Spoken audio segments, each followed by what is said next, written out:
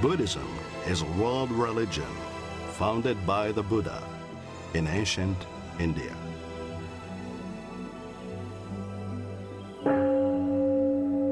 Buddhists seek wisdom, meaning, inner peace, and freedom from greed, hatred, and ignorance.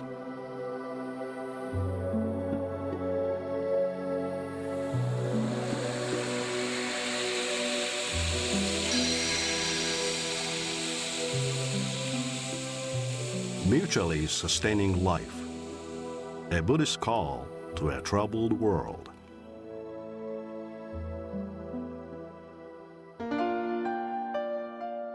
Always be mindful and at no moment harbor any doubts of the virtue of Avalokiteshvara.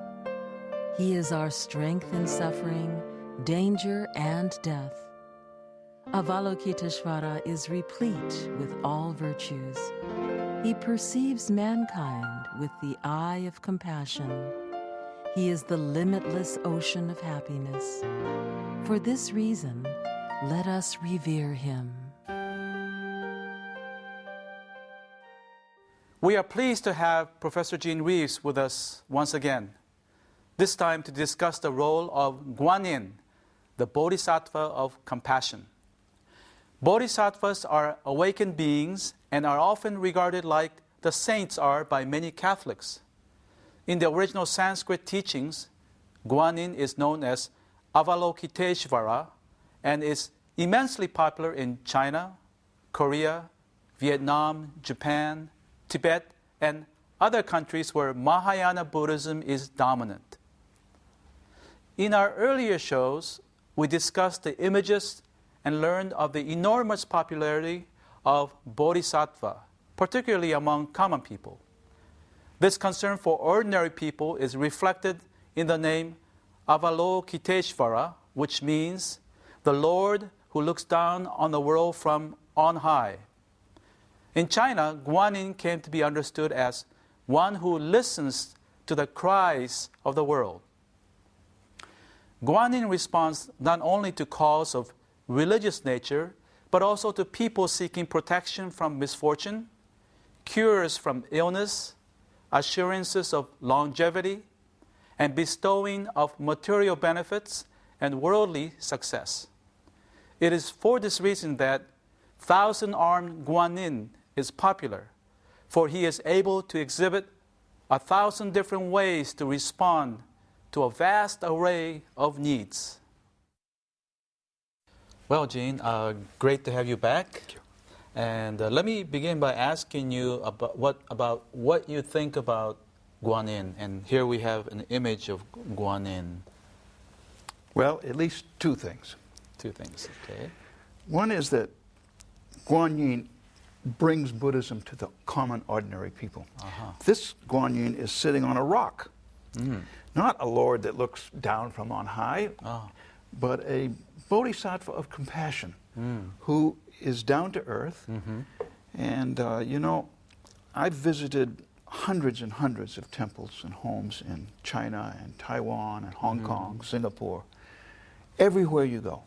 It doesn't matter if it's a Buddhist temple or a Taoist temple or what kind of home. Everywhere you go, there are statues of Guanyin. And it's because Guanyin is not only, there are two reasons. One is that Guanyin is understood to be a kind of savior, one who can help others. But more importantly, Guanyin is also understood to be a model for us, as someone who can engender compassion in us. I see. And be a kind of model in that way. You know, it's quite common for people to think that religion is like climbing to a mountaintop. But Guanyin teaches us the opposite. Guanyin teaches us that as Buddhists, we don't belong on mountaintops. We belong in the low places. In the low and dirty and dark places where people are suffering, with people who are suffering. So as Buddhists, I think we really shouldn't be climbing mountaintops unless it's to be like Martin Luther King Jr., who, you remember that famous Washington speech? He says, I've been to the mountaintop. and I've seen the other side. Yes, yes. There's no suggestion that he should stay on the mountaintop. The mountaintop is merely a kind of outlook for seeing what might be. And that's what Guanyin really teaches us, is that we should be with people who are suffering in the low places of this world. Very nice. You know, in the Lotus Sutra it says that Guanyin can take on 32 or 33 different forms.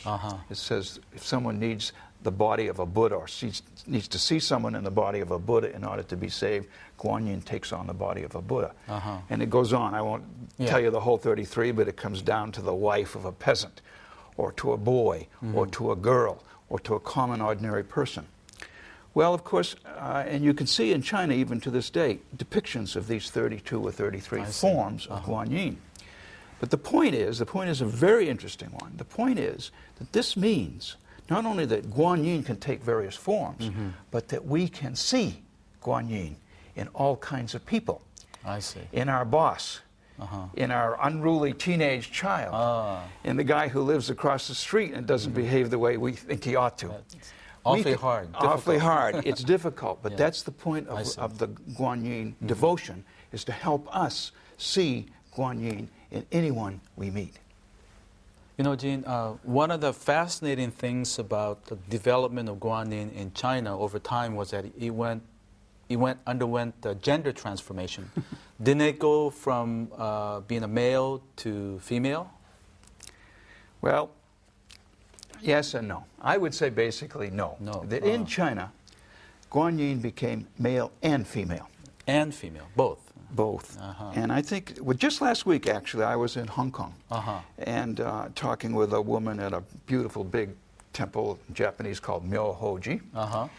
And I asked her about Guanyin. There was a statue of Guanyin, and then we were talking about her, and she said at some point in the conversation, she said, we don't know whether to call her or him. We don't know whether to say her or him. I see. And I think that's correct, because it is both.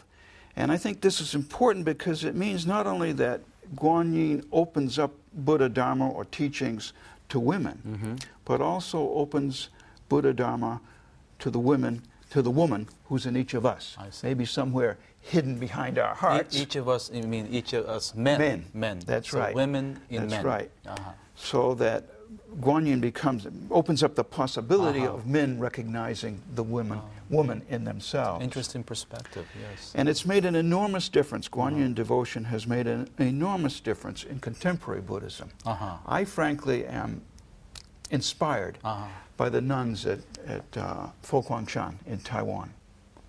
And that temple, the master is a male monk. But there are about 1,200 or 1,400 nuns there. Wow.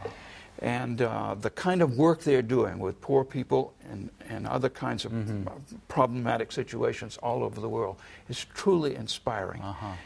You know, do you think that what we just talked about, does this go to demonstrate that Buddhism is not just a philosophy, as some people say, but that it's indeed a religion? Yeah, I don't know really what would lead people to think that Buddhism is just a philosophy. Yeah. Well, there are a lot of people who say that. I guess that's right. Yeah. I don't happen to know any of them. But in any case, at least it seems to me that there would be at least two reasons why it would not be appropriate to think of it as merely a philosophy. Of course, there are philosophies within Buddhism. Yes. Make no mistake about it. Some very significant philosophies and philosophical ideas. But Buddhism primarily is aimed at inspiring people. It's not merely giving people something to think about, it's giving something to live by. And at least in my understanding of these terms, philosophy and religion, that would make Buddhism a kind of religion. It's kind of something to inspire people and to give them hope and to give them reason to carry on and to develop themselves even in very difficult situations. The second thing that I would want to just mention is that Buddhism, at least in East Asia, I don't know as much about the situation in the States, but in East Asia, Buddhism has a great variety of dimensions. It has monks and nuns and temples. It has rituals. It has sutras. It has all of the kinds of things that, at least in my understanding of it, go to make up a religion, including philosophical ideas and highly developed systems of thought.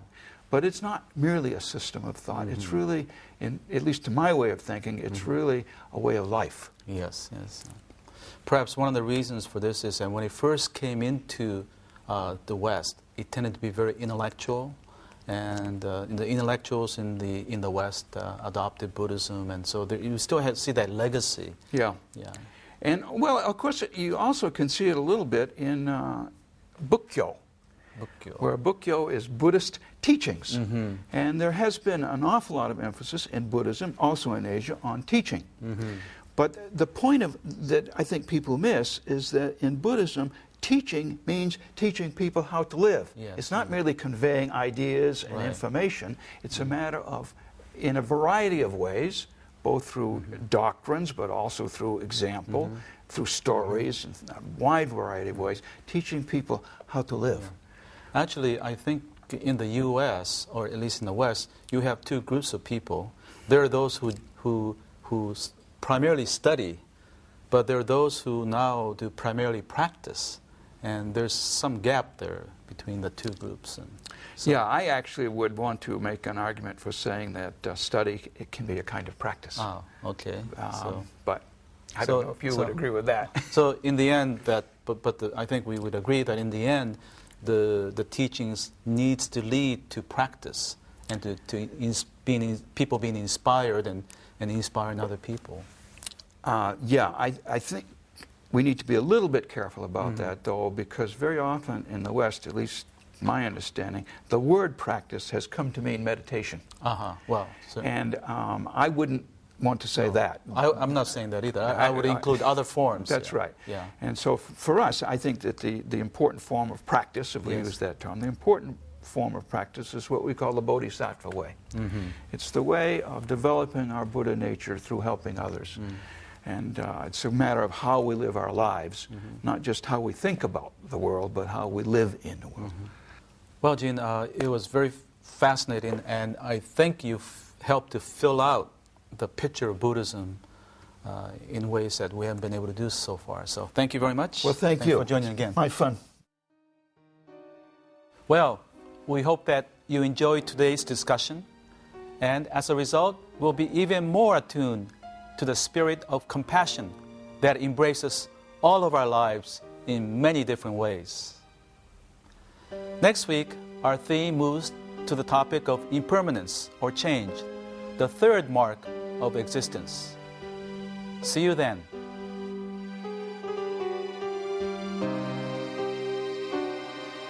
We at Bukkyo Dendo Kyokai pursue peace and happiness for people around the world. We have published the Buddhist teachings into 41 languages and donated our publication to hotels and other facilities in 55 countries. We would like to share the Buddhist teachings with people around the world. That's our mission. Visit our website for more information